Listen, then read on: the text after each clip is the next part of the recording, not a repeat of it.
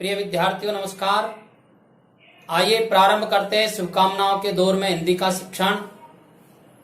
आज के हमारे हिंदी के शिक्षण का विषय है निबंध और निबंध का विषय है शिक्षक दिवस। सर्वप्रथम मैं शिक्षक दिवस के इस शुभ अवसर पर आप सबको हार्दिक शुभकामनाएं प्रदान करता हूं। ईश्वर से प्रार्थना करता हूं कि आप सब उच्चतर शिक्षा अर्जित कर उच्चतर लक्ष्य को प्राप्त करें। साथ ही अपने जीवन को देश और समाज के लिए समर्पित करते हुए अपने परिवार, अपने समाज और देश का नाम रोशन करें। मैं शुभकामना उन छात्रों को भी देना चाहता हूं, उन भैयाओं को भी देना चाहता हूं जिन्होंने उच्च शिक्षा अर्जित कर समाज जीवन में उच्च स्थान प्राप्त कर लिया है। हम सब जानते हैं किसी भी निबंध को प्रारंभ करने के लिए, उसके प्रभावी शिक्षण के लिए सबसे पहले हम उसकी एक प्रभावी रूपरेखा तैयार करते हैं। तो आज के हमारे निबंध जिसका विषय है शिक्षक दिवस, उसकी भी हम एक प्रभावी रूपरेखा तैयार करते हैं। देखिए हमारे निबंध की रूपरेखा के चरण किस प्रकार से हैं।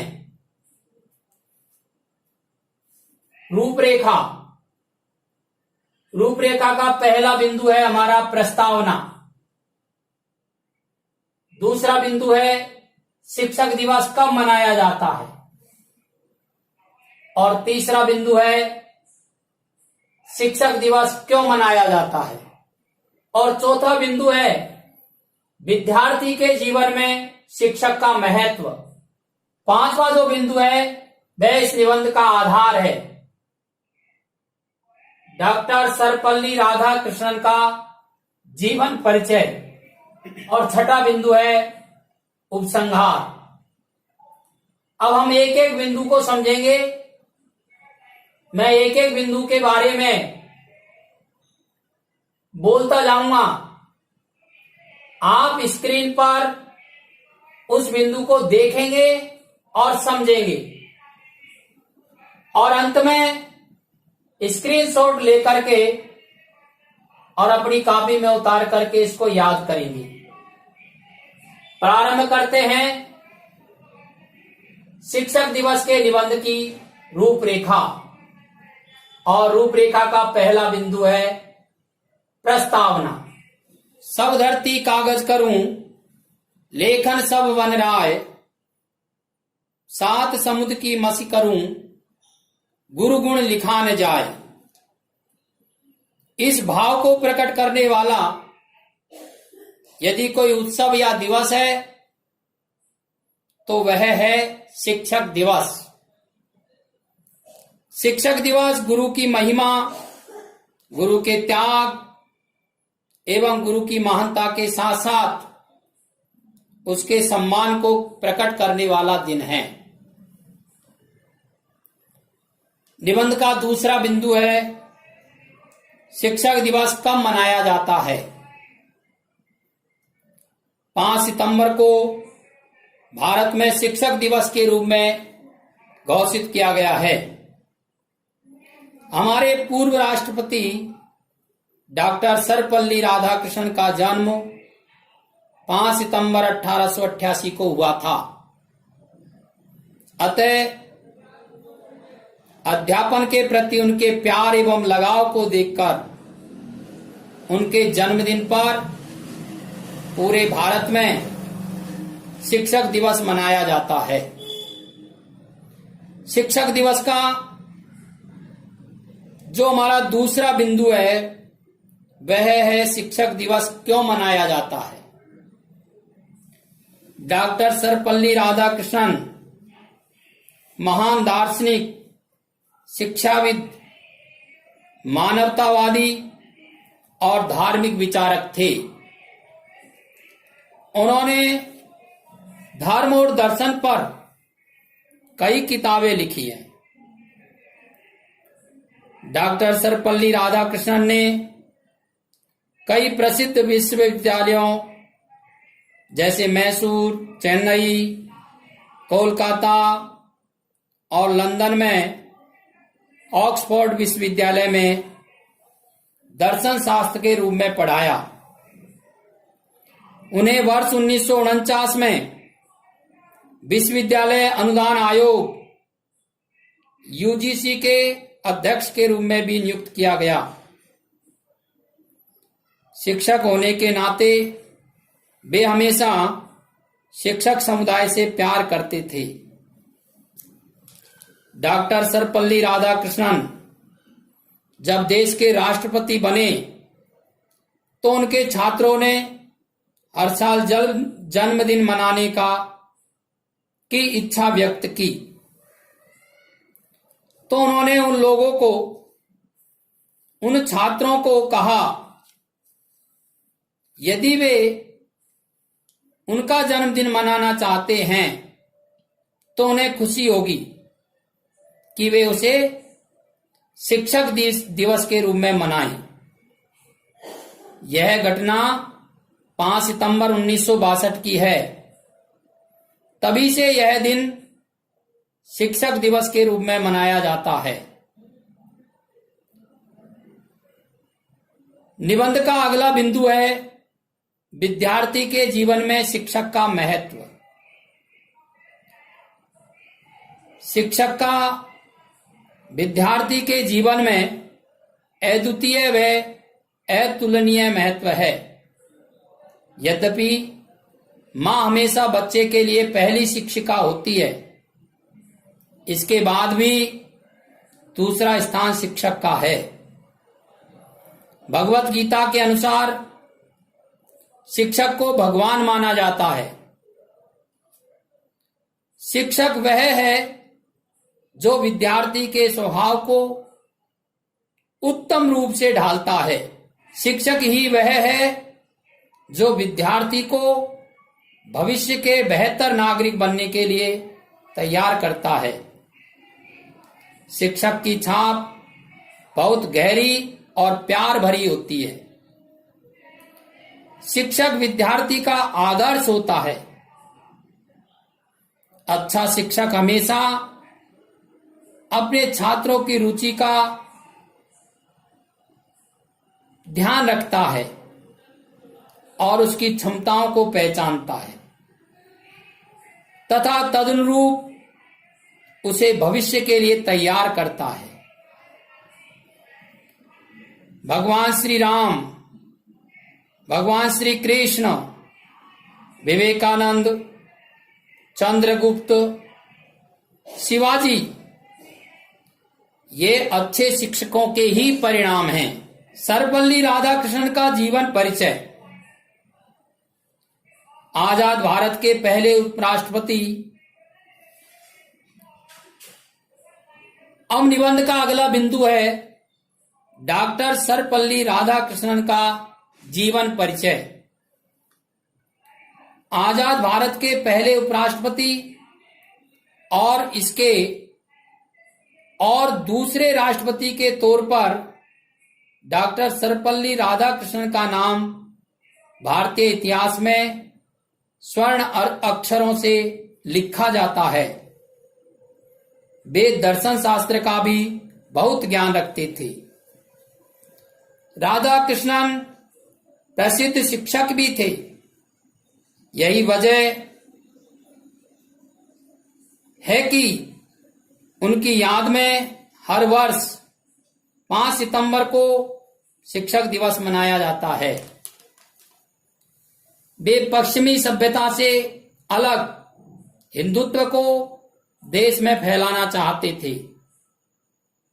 राधाकृष्णन जी ने हिंदू धर्म को भारत और पश्चिम दोनों में फैलाने का प्रयास किया। उनका मानना था कि शिक्षकों का दिमाग देश में सबसे अच्छा होना चाहिए। क्योंकि देश को बनाने में शिक्षकों का सबसे बड़ा योगदान होता है। डॉक्टर राधाकृष्णन का जन्म 5 सितंबर 1888 को तमिलनाडु के छोटे से गांव तिरुमनी में ब्राह्मण परिवार में हुआ था। इनके पिता का नाम सर्वपल्ली वीरास्वामी था। इनके पिता के ऊपर पूरे परिवार की जिम्मेदारी थी, इसलिए राधाकृष्णन को बहुत अधिक सुख सुविधा नहीं मिली। राधाकृष्णन ने 16 वर्ष की उम्र में शिवाकुमु से शादी कर ली थी। इनके 5 बेटी 1 बेटा था। इनके बेटे का नाम सरपल्ली गोपाल था, जो भारत के महान इतिहासकारक थे। राधाकृष्णन की पत्नी की मृत्यु 1956 में हो गई थी। राधाकृष्णन 1906 में दर्शन शास्त्र में एमए कर लिया था। राधाकृष्णन ने 1906 में दर्शन शास्त्र में एमए कर लिया था। खास बात यह है कि इनको अपने पूरे जीवन शिक्षा के क्षेत्र में स्कॉलरशिप मिलती रही। डॉक्टर राधाकृष्णन स्वामी विवेकानंद और वीर सावरकर को अपना आदर्श मानते थे। 13 मई 1950 से 13 मई 1962 तक वे देश के उपराष्ट्रपति रहे। 13 मई 1962 को वे भारत के राष्ट्रपति निर्वाचित हुए। शिक्षा और राजनीति में उत्कृष्ट योगदान देने के लिए डॉक्टर राधाकृष्णन को सन 1954 में सर्वोच्च अलंकरण भारत रत्न से सम्मानित किया गया। 1967 के गणतंत्र दिवस पर डॉक्टर राधाकृष्णन ने देश को संबोधित करते हुए स्पष्ट किया था कि वह अब किसी भी सत्र के लिए राष्ट्रपति नहीं बनना चाहेंगे और बतौर राष्ट्रपति के ये उनका आखिरी भाषण रहा। 17 अप्रैल 1975 को एक लंबी बीमारी के बाद डॉक्टर राधाकृष्णन हमारे बीच नहीं रहे। राधाकृष्णन को मरणोपरांत 1975 में अमेरिकी सरकार द्वारा टेम्पल्टन पुरस्कार से सम्मानित किया गया, जो कि धर्म के क्षेत्र में उत्थान के लिए प्रदान किया जाता है। इस पुरस्कार को प्राप्त करने वाले वे पहले गैर ईसाई संप्रदाय के व्यक्ति थे। अब हमारे निबंध का अंतिम बिंदु है उपसंहार।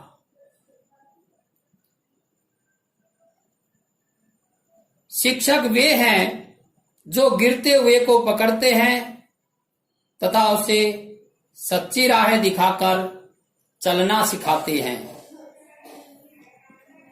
शिक्षक ही हमको जीवन का सबसे महत्वपूर्ण सबक देते हैं। मां के बाद शिक्षक ही वह व्यक्तित्व है जो निस्वार्थ भाव से अपने शिक्षार्थी का भला चाहता है, उसकी उन्नति चाहता है। शिक्षक अपनी कक्षा के प्रत्येक छात्र से समान रूप से प्यार करता है, सबकी समान प्रगति चाहता है, जैसे मां चाहती है। परंतु बदलते जमाने के साथ गुरु व शिष्य दोनों की भूमिका में अचानक बदलाव आया है। वे नई चुनौतियों से दरपेश हैं। गुरुओं के लिए यह गरिमा का समय है तो गाढ़ा वक्त भी है। असल बात यह है कि शिक्षा, शिक्षक, शिक्षण सभी संक्रमण काल से गुजर रहे हैं। शिक्षा का व्यावसायीकरण हो गया है। अतः इस बदलते परिवेश में शिक्षा, शिक्षक, शिक्षण को बचाते हुए शिक्षार्थियों को उचित राह दिखाने की आवश्यकता है। मैं आशा करता हूं कि आज का शिक्षार्थी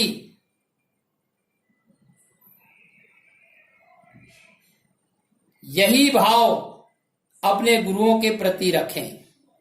गुरु गोविंद दो खड़े, काके लागू पाए, बलिहारी गुरु आपने, गोविंद दियो बताए। मुझे आशा ही नहीं अपितु पूर्ण विश्वास है आप शिक्षार्थी इस शिक्षा को भारी संक्रमण से बचाने में पूर्ण योगदान प्रदान करेंगे। एक बार पुनः आप सबको शिक्षक दिवस की हार्दिक शुभकामनाएं प्रदान करता हूं।